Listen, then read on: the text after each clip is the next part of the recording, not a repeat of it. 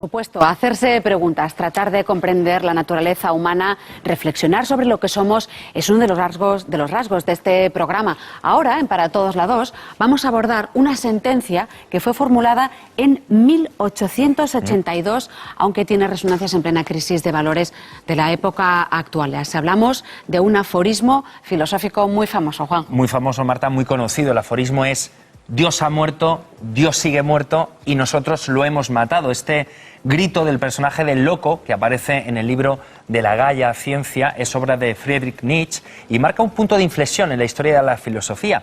¿Qué podemos hacer los humanos, los asesinos de Dios, según el filósofo alemán, con ese vacío? Pues bien, para hablar de esta idea tan revolucionaria, contamos en la mesa de Para Todos la 2 con Jorge de los Santos, ya lo conocen, pensador y artista plástico. Muy buenas tardes, compañero. Buenas tardes, querido. Nos acompaña también Mónica Esguevas, coach, economista y escritora. Bienvenida, Mónica. Hola. Y por último saludamos a Félix Duques, catedrático de Filosofía de la Universidad Autónoma de Madrid. Bienvenido. Hola, gracias. Bueno, pues la pregunta, ¿qué nos está diciendo Nietzsche con esta afirmación, Mónica? Bueno, Nietzsche lo que pensaba primero, cuando dice Dios ha muerto, es una manera bastante chocante de decirlo, pero él tampoco creía que estuviera vivo antes, o sea que en ese caso no había gran cambio. Simplemente para mí lo que él quería decir es que el Dios cristiano, la moralidad cristiana y en general la moralidad absoluta habían muerto porque estaban en otra época, una época ya mucho más posterior a la Ilustración, donde lo único que tenía que primar era la razón sobre todas las cosas. Entonces, para él era una manera, yo creo, chocante, por lo menos de decirlo, y desde luego consiguió su objetivo, porque todavía no estamos acordando y hablando de ello muchos años y muchos siglos después, ¿no? Profesor. Bueno, lo que está diciendo Nietzsche, creo, obviamente Mónica tiene razón, es que el cristianismo se ha consumado y se ha consumido en el mismo. Dios ha muerto es un coral luterano de Friedrich von Spee del siglo XVI, en el que se dice: desdicha grande, Dios mismo ha muerto. Es que olvidamos que los cristianos creen en un Dios muerto. Murió en la cruz. También olvidan que San Agustín, en el De Trinitate, dice, por otras palabras, que fue un suicidio. Como es obvio, porque ¿quién puede matar a Dios sino Dios mismo? Y utiliza a los hombres, en este caso a los romanos, para su propio suicidio.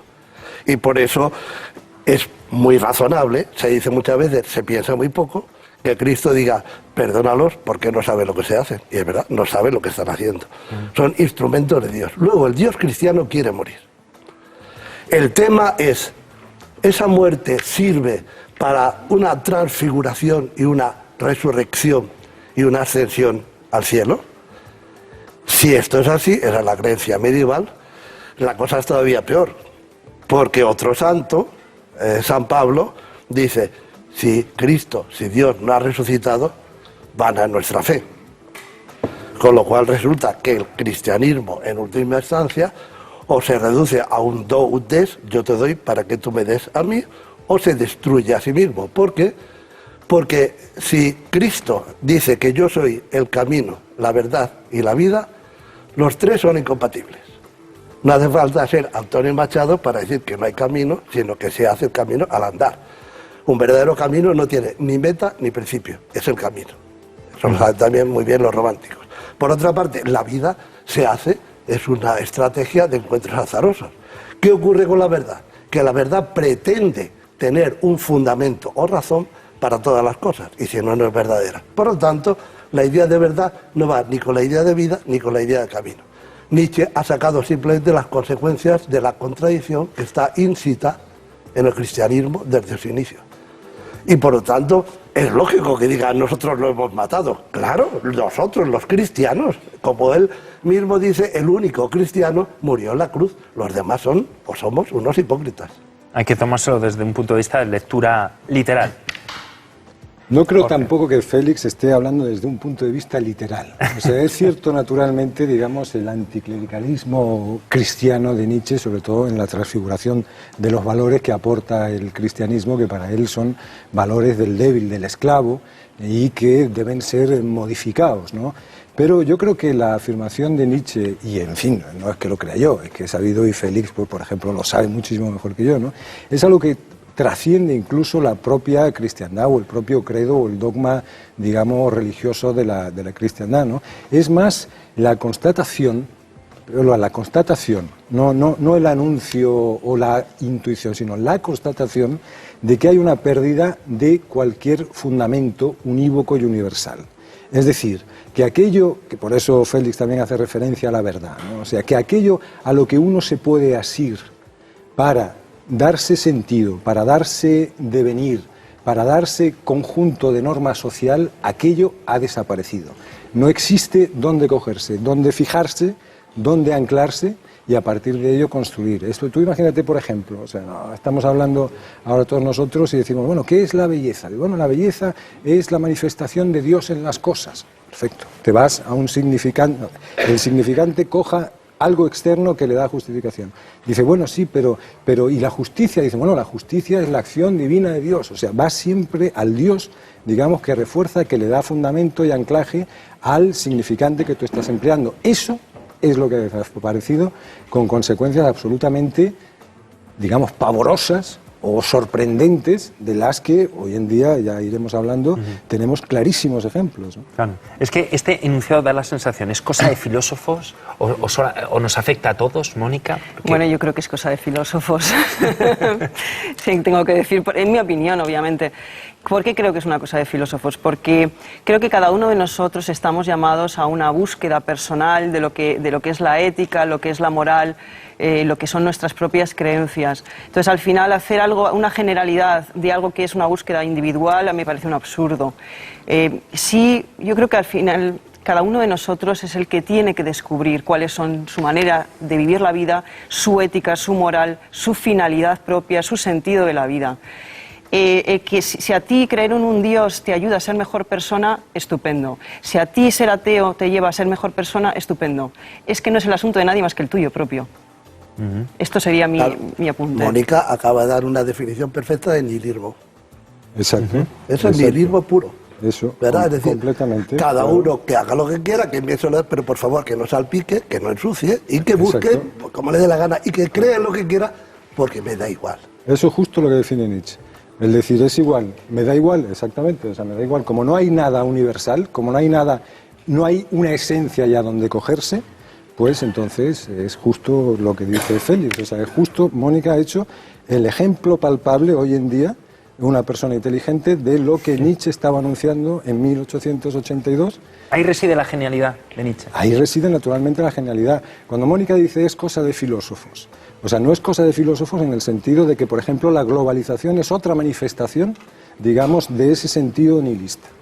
O sea, de lo que es, por ejemplo, la pérdida de un pensamiento universalista y esencialista. Es decir, y que entren en escena los utilitaristas con relación a los que pueden dar sentido a las cosas. Eso, por ejemplo, es fruto del diagnóstico que hace Nietzsche. El poner en cuestión la paideia, o sea, el sistema educativo ese de la Ilustración que dice lo que hay que estudiar y cuándo hay que estudiarlo. Todo eso lo estamos viviendo ahora. Eso lo dice Nietzsche. O sea, el agarrarse a uno mismo, eso también que dice Mónica, cada uno debe encontrar su camino. Ese individualismo que hace que, por ejemplo, se convierta a mucha gente en buscadores de ventajas, o sea, en homus economicus, o sea, que entienden, cuando entra en un colectivo, entienden que entra en una ferretería y dice, pues a mí Mónica me sirve para desatascar el grifo, a mí Juanjo me sirve. Es decir, tener sentido de que los demás seres humanos no son un colectivo, sino es el servicio de estación, o sea, es un gran almacén. Eso, por ejemplo, proviene también de esa sentencia. Y la idea de fin del progreso, o sea, de decir, bueno, es que como no hay un punto de referencia no vamos a ningún sitio. No vamos a ningún sitio. Pero yo apuntaría una cosa, que el nihilismo también lo que abraza es la falta de sentido intrínseco de las cosas, la falta de valores intrínsecos y esenciales, y la falta de valor en general, o sea, de sentido en las cosas. No creemos en nada, no es la falta de creencias, pero no creo en nada. Yo tampoco estoy diciendo eso. Entonces, sí que creo que hay un sentido, es algo muy personal, pero sí que creo que hay un sentido que el nihilismo niega. El sentido esencial lo niega. Yo sí que creo que hay un sentido y que la vida tiene un sentido, que no es solo el girar en círculos, sino que hay una linealidad. Pero y un fin último. ¿Es comunicable? ¿Me lo puedes comunicar a mí? ¿Me puedes explicar ¿Cuál es el sentido? Porque si tú dices que es personal, entonces es tan personal como que a uno le gusta el chocolate y a otro le gusta un helado de fresa. No, Si es yo no quiero puramente decir que sea de individual, todos. Quiero decir que no todo el mundo tiene que compartir el mismo, pero cada uno tiene que buscar el fin último suyo, el para qué de su vida. Y yo creo que esto sí que existe. O sea que tú defiendes un politeísmo, digamos, nihilista. Cada uno tiene sus dioses y no tiene que meterse con los dioses de los demás. Yo ni siquiera digo que sean dioses o no sean dioses, yo hablo de un sentido último de la Hablar vida. de un sentido esencial e intrínseco. Luego, como Jorge señalaba hace un momento, en última instancia lo remitimos a la personificación de un valor, a la personificación del sentido, porque Dios es la encarnación de un valor, o de una serie de valores, es decir, de un sentido. No creo que sea una cosa, no creo que si tú, por ejemplo, crees en Dios, por cierto, Lacan señala que cuando dice alguien no creo en Dios, siempre me pregunta, ¿en qué Dios no crees? Porque evidentemente nosotros podemos señalar, no existe un sentido último, intrínseco, esencial de las cosas. Pero existen tantos sentidos que nosotros podemos crear, comunicar y hacer que los demás vayan con nosotros, precisamente por la curiosidad de entender qué acción, qué empresa está llevando a cabo. Eso es muy distinto a hacer un puzzle. No, en absoluto tú no defiendes un puzzle, pero hay muchos que sí lo piensan, es decir, tenemos aquí esto y vamos a encajar cada cosa en el sitio que le corresponde. Y eso se contradice con la idea de una elección individual. Bueno, quizá también estamos en una época en la que la nueva religión es la ciencia y la tecnología. Esto tampoco lo tenemos que olvidar y estamos yendo a la ciencia y la tecnología que dé un sentido último de la vida, que no puede ni debe darlo. Pero de alguna manera es nuestro nuevo Dios en esta época. Ese ha fracasado también, ese sentido, porque Nietzsche no conoció las dos guerras mundiales, por ejemplo, pero Gadamer sí, es decir, luego la hermenéutica sí lo conoce.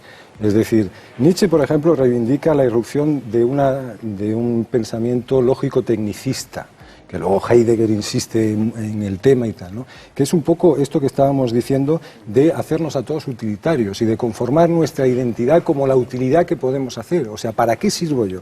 ¿Cómo puede un tío preguntarse para qué sirvo yo? O sea, y esta lógica que la estamos viendo enormemente en multitud de manifestaciones, ¿no? Que es este utilitarismo, ¿no? Es decir, se usan las cosas y tal, ¿no? Claro, esto luego la teoría crítica, es decir, Adorno, Horkheimer, toda esta gente tiene que explicar cómo la razón tampoco es ese sentido último de la existencia, porque la razón ha producido Auschwitz, nada menos. Entonces, claro, o sea, la propia filosofía, por eso a mí me hacía gracia cuando Mónica dice es cosa de filósofos. Yo no entiendo nada que no sea, que pertenezca a los filósofos, o sea, ni no sé cómo decirte, ni la percepción trascendental de Kant se me ocurre que pueda ser solo de filósofos, ¿no? Entonces, claro, hay gente que reflexiona, es decir, cómo la razón que creíamos que iba a sustituir a Dios, que el iluminismo francés, o sea, la Ilustración, cree que va a sustituir a Dios, resulta que esta nos mete en dos guerras mundiales, o sea, esto tampoco. Se refuerza, digamos, el sentido nihilista de decir, esto tampoco nos permite pivotar. No hay una estructura estable del ser, como decía Parménides, y como hemos pensado, digamos, hasta Hegel, posiblemente, es el primero que enuncia esto.